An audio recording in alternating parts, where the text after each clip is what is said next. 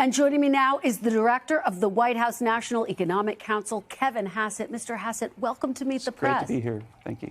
It's great to have you here. Let's start with President Trump's decision to fire the head of the Bureau of Labor Statistics, Erika McEntarfer, who he accused of manipulating job numbers. Mr. Hassett, what evidence does the administration have that she manipulated the jobs numbers? Right. Well, what we've seen over the last few years is massive revisions to the jobs numbers. In fact, they were extremely reliable, the kind of numbers that you want to guide policy decisions and markets through COVID. And then when COVID happened, because response rates went down a lot, then revision rates skyrocketed so that the typical monthly revision often was bigger than the number itself. And now we had a number that just came out. The actual number for the month wasn't so bad, but the 2 months before were revised down by more than had ever happened since 1968. And in 2015, Alan Greenspan and I were asked to attend a conference at BLS where we were asked to give advice about how to modernize the data. And we warned that if they didn't try to let the data collection and calculation keep up with the data that was happening in the economy, that we would have problems like this. And finally, in the UK, they had a very similar problem. And in 2023, they had to, for a while, shut down the data agency in the UK for the same kinds of problems. But just to be very clear, does the administration have any evidence that it was rigged, as the president said? And will you be presenting that to the American public? Well, the evidence is that there have been a bunch of revisions that could appear to partisans. Well, I mean, the revisions are hard evidence. For example, there was a 818,000 revision making the Joe Biden job record a lot worse that came out after he withdrew from the presidential campaign. There have been a bunch of patterns that could make people wonder. And I think the most important thing for people to know is that it's the president's highest priority that the data be trusted and that people get to the bottom of why these revisions are so unreliable. Well, let me ask you about what William Beach, he was the last commissioner of the Bureau of Labor Statistics. He was appointed by President Trump. He was sharply critical of this decision to get rid of his successor. I want to read you what he wrote. He says, quote, "These numbers are constructed by hundreds of people. They're finalized by about 40 people. These 40 people are very professional people who've served under Republicans and Democrats, and the commissioner does not see these numbers until the Wednesday prior to the release on Friday. By that time, the numbers are completely set into the IT system.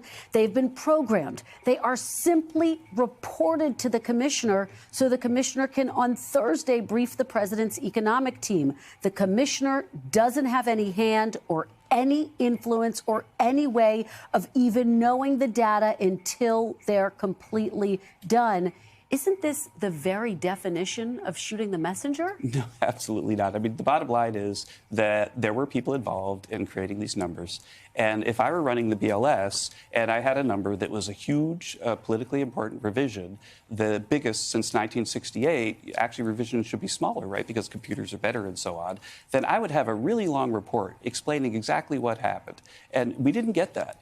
We didn't get that. And so right now, people, Goldman Sachs, people on Wall Street are wondering, where did these revisions come from and why do they keep happening? And what we need is a fresh set of eyes over at the BLS. And there are great career staffers. One of the top BLS staffers is actually working in the White House to help us understand the jobs numbers. When I saw the jobs revisions, I literally called up that person and said, I think there's a typo. Because I've been following these numbers all the way back when I worked with Alan Greenspan for something like 40 years, and I've never seen revisions like this. But just to be very clear, I mean, 40 people put these numbers together. Is the president planning to fire all 40 people involved in putting these numbers together? We're going to try to get the numbers so that they're transparent and reliable. President Trump himself was happy to accept the jobs numbers issued under McEntarfer's leadership when the numbers were good. Take a listen to what he said in the past.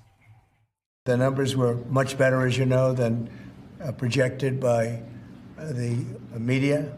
In 3 months, we have created 350,000 jobs. Think of that. A lot of jobs are being created. That's what happened this morning. We saw the jobs.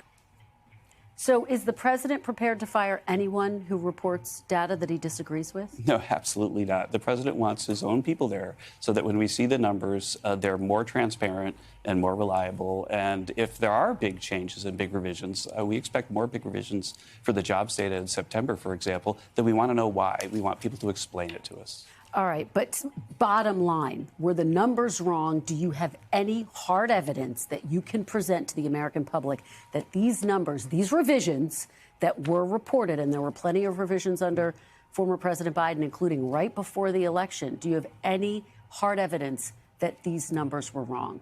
Yeah, there is very hard evidence that we're looking at the biggest revision since 1968. Are you going to present that evidence? If you look at the number itself, it is the evidence. But you're saying it's an outlier, it's not evidence, Mr. Hassett. It's a historically important outlier. It's something that's unprecedented. Still so unprecedented it's still that not I've been looking at evidence, it for though. 40 years, and I'm like, it must be a typo. Okay. All right. We thank you for watching, and remember, stay updated on breaking news and top stories on the NBC News app or watch live on our YouTube channel.